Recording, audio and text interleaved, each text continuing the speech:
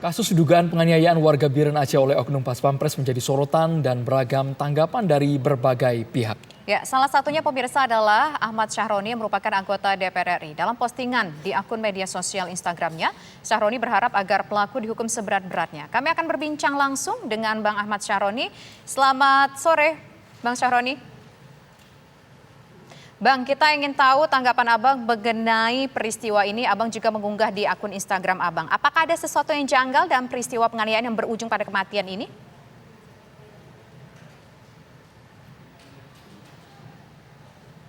Bang Ahmad Syahroni, mohon maaf tampaknya sambungan kita belum terdengar jelas. Bisa di-unmute?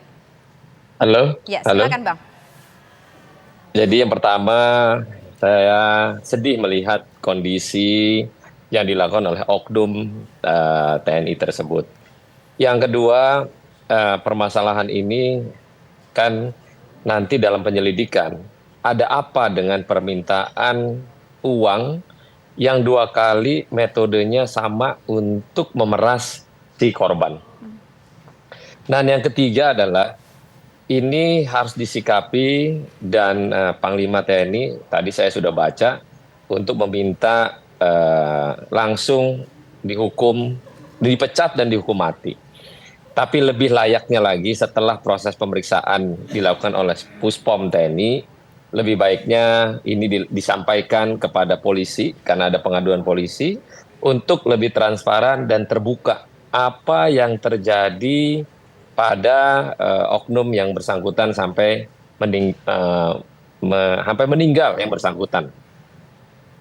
Bang Syahroni, informasi yang sudah diterima oleh Komisi 3 kami yakin lebih dari yang sudah beredar di tengah publik. Tapi apakah juga mengendus ada indikasi masalah yang terkait dengan ekonomi, dengan uang, bahkan dugaan utang piutang, Bang Syahroni?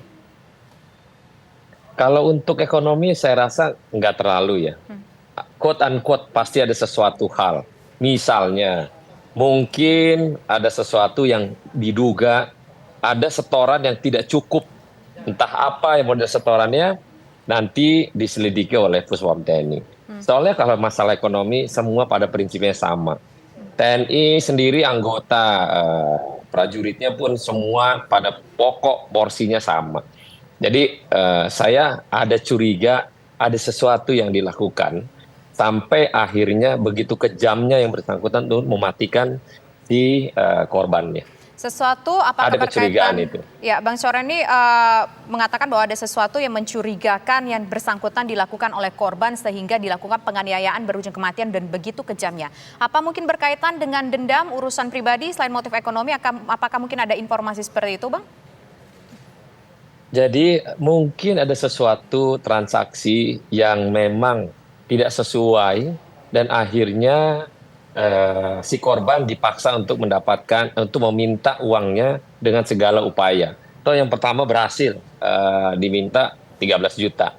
Yang kedua diminta lagi 50 juta untuk dipaksa agar kalau tidak dia akan dibunuh. Dan akhirnya dibunuh dengan penyiksaan yang luar biasa dilakukan dan sayangnya kok bisa divideoin untuk penyiksaan tersebut dan akhirnya tersebar di Republik ini. Sedih sekali. Bang Syahroni, mirisnya lagi Bang, yang melakukan adalah oknum yang kita anggap bukan aparat TNI yang standar, tapi di atas rata-rata, Pas Pampres Bang. Yang harusnya secara etika, secara psikis mereka sudah bisa mengendalikan diri tanpa terlibat tindakan-tindakan seperti ini. Bagaimana Komisi 3 melihatnya? Jadi bukan karena institusi Pas Pampresnya, saya anggap Pas Pampres adalah yang terbaik di institusi TNI. Dan ini adalah oknum di mana si pelaku ini mungkin dalam narasi yang tidak kelihatan oleh pimpinannya, komandannya langsung, dan disikapi secara kebersamaan. Misalnya kalau ada anggota prajuritnya sudah mulai agak sedikit berbeda, mestinya kan komandannya tahu. Nah ini mungkin komandannya tidak sampai melihat kondisi anak buahnya yang akhirnya melakukan sesuatu begitu kejinya terhadap si korban. Ini pasti ada sesuatu.